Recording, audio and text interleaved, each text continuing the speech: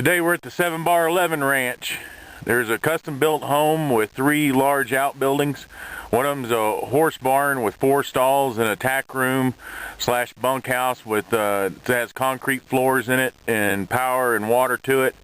There's 3,000 gallons of storage to the home. Great water well, and only about 25 minutes from Trinidad, Colorado. The property is fenced and cross-fenced into a couple different pastures. He planted some wheat and things down in the lower pastures here. There's a nice little catch pond back up over here that has water in it most of the year. It's seasonally fed.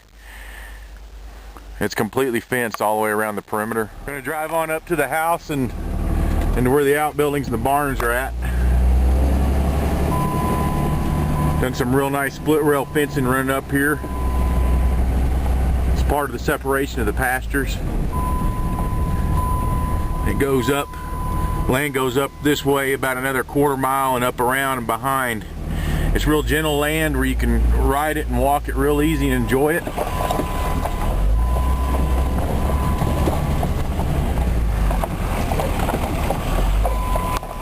This barn over here, this garage, has a concrete floor in it. There's the back of the home. Horse barn, utility tractor barn, or what do you want to call it. Right here.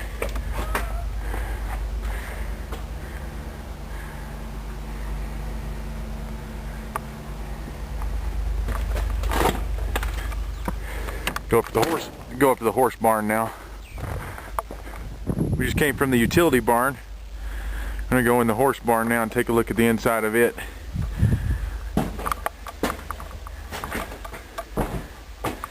Little tack room in here. Concrete floor. Some really nice stalls. Opens on, large doors open on both ends.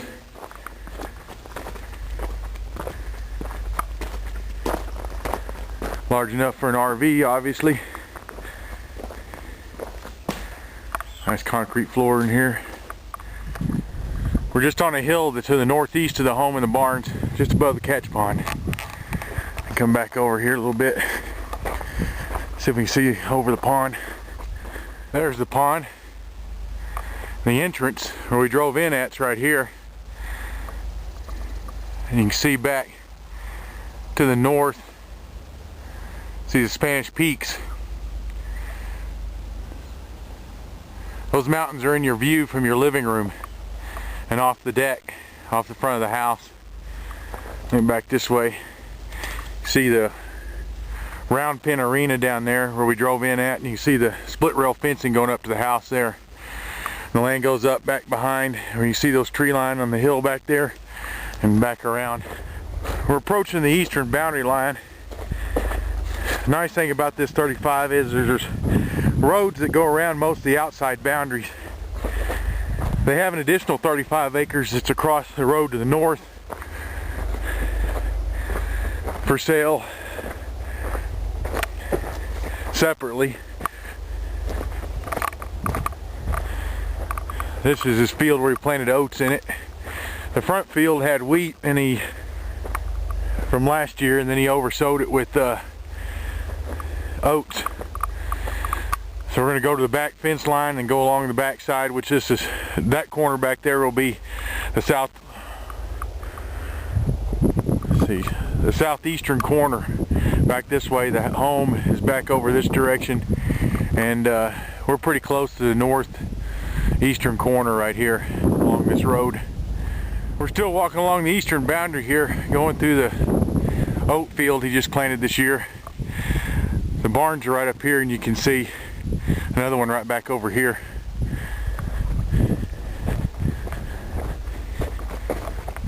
We've made it to the southeastern corner. The corner of the fence there is the southeastern corner of the property. What we're going to do is we're going to follow this fence line all the way back around to the house and the barns and around to the front. Just going to walk this little draw. We're still along the southern boundary line. It's kind of a neat little feature.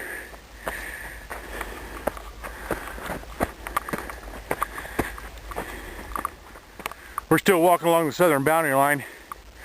Just kind of want to show you around here a little bit. This fence line's the southern boundary. That's off to the south. Yeah, we've made it very close to the southwestern corner. It's back up here in the trees a little bit and hits that road that goes up along that western boundary. We're going to walk down through the fields here. The houses and the barns are just back over here about an eighth of a mile. We're starting to get back down here to where the catch pond's at and where we drove in at. See the round pen down there? There's the oats that are coming up. He planted a little earlier than the other side. And we're going to head up to the house and go inside and take a look around in there. You guys are going to like this home. It's almost 2,000 square feet. I may be wrong on that, off a little bit. But it's a SIP panel home that's custom constructed. You have an insulation value between 40 and R40 and R50 in a home like that. But here, you know, that keeps your bills down to next to nothing for heating and cooling.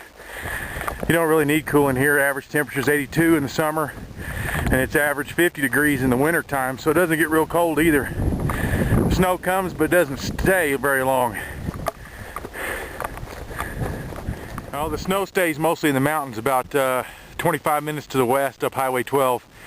Once you drive out of here and about 2 miles back to Highway 12, the state highway, which goes up to Kachar and the National Forest and the wilderness areas up there.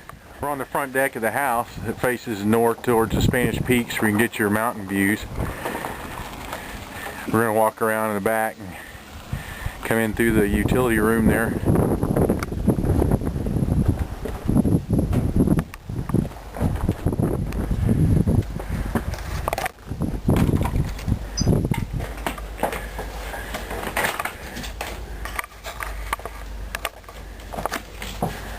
You walk into the utility room first and then come into the kitchen area.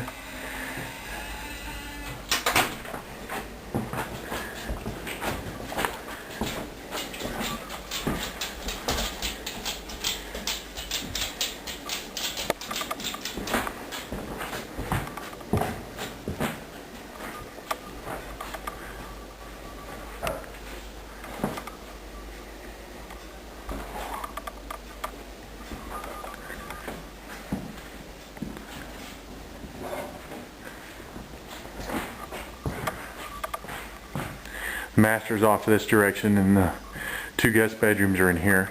This is one of the guest bedrooms. The guest bath.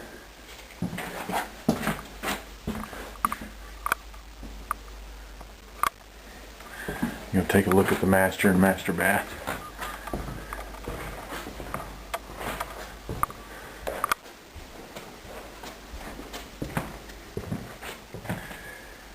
Nice big open master. Views facing off towards the mountains, looking over your catch pond down below.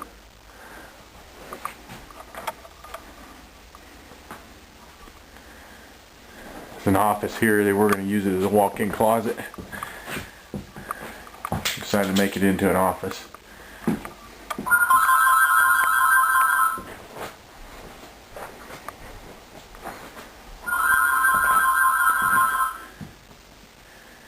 Have the master bath here. A jet tub, a towel all around.